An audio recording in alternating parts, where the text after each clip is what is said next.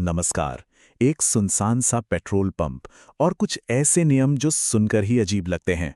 ये हैं हिंदी हॉरर कहानी आखिरी सफर के वो हिस्से जो मिलकर ऐसा खौफ पैदा करते हैं कि आप उसे महसूस कर सकते हैं। तो चलिए आज इसी कहानी को परत दर परत खोलते हैं और समझते हैं कि ये आखिर इतनी डरावनी है क्यों।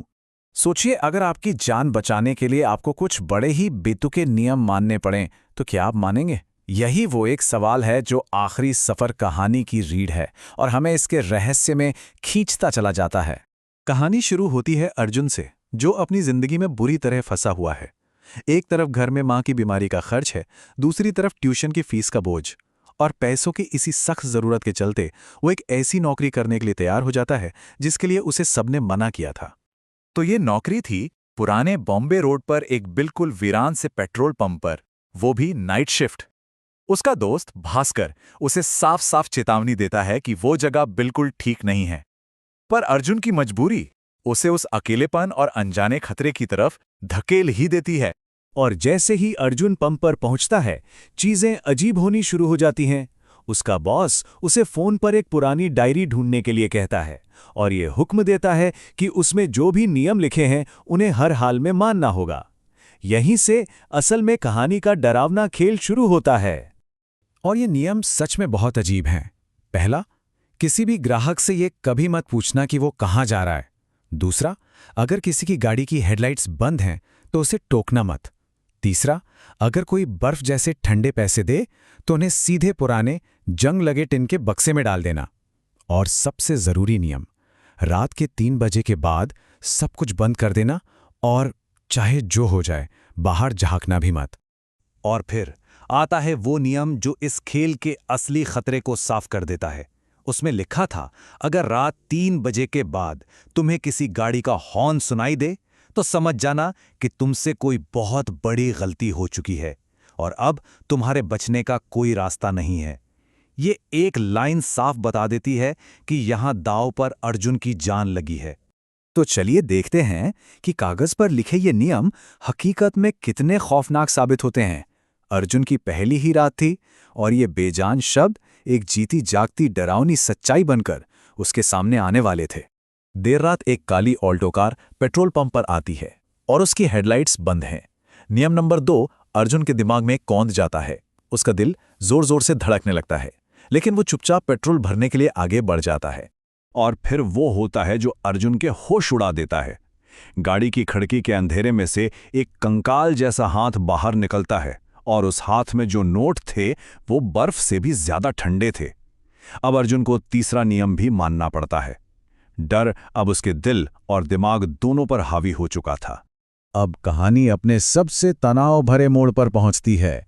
पंप के ऑफिस के अंदर अर्जुन को एक ऐसा सुराग मिलता है जो रात के 3 बजे के पीछे छिपे भयानक सच को सामने लाने वाला है।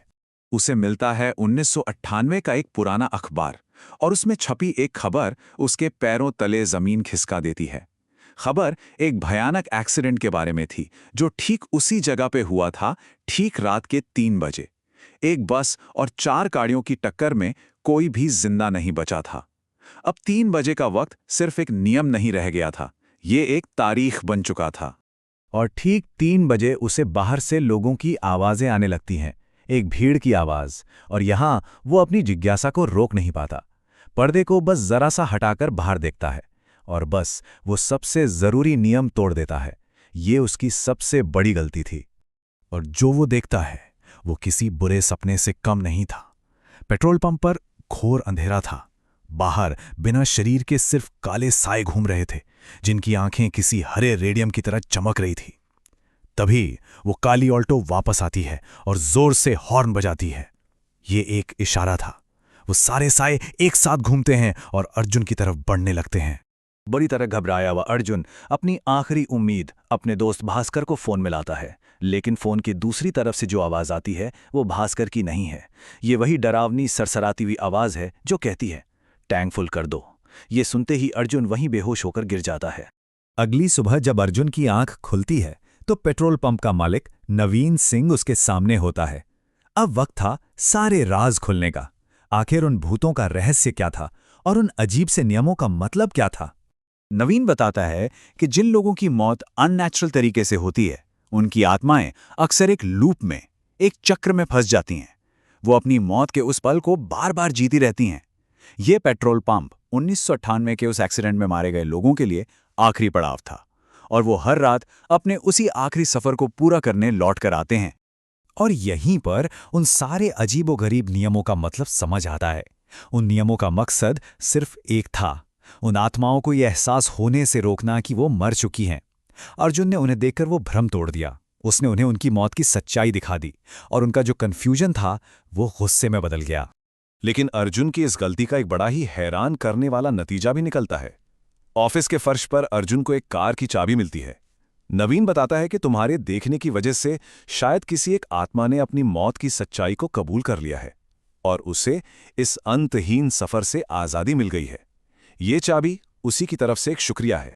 कहानी का खौफ तो समझ आ गया, लेकिन इसका अंत आपको और भी ज्यादा बेचैन कर देगा, क्योंकि डर की वजह पता चलने के बाद भी अर्जुन का सफर अभी खत्म नहीं हुआ है। अब सबसे बड़ा सवाल तो यही है कि मौत को इतने करीब से देखने के बाद कोई वापस उस जगह पर क्यों जाएगा।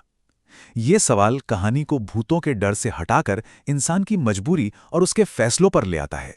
इसका एक जवाब तो बड़ा सीधा सा लगता है, पैसे। मालिक उसे नौकरी पर वापस आने के लिए दुगनी तनख्वाह ऑफर करता है, और अर्जुन की मजबूरी, जैसा हमने कहानी की शुरुआत में देखा था, उसे वापस उसी मौत के कुएं में खींच लेती है। लेकिन कहानी के बिल्कुल आखिर में अर्जुन जो कहता है वो बताता है कि बात अब सिर्फ पैसों की नहीं रही। वो कहता है, कुछ इंतजार कभी खत्म नहीं होते, मुझे आज भी इंतजार करना पड़ेगा। उसकी ये लाइन इशारा करती है कि शायद अब वो भी उस पेट्रोल पंप के कभी ना खत्म होने वाले चक्र का एक हिस्सा बन चुका है, और अब शायद उसका सफर भी कभी खत्म नहीं होगा।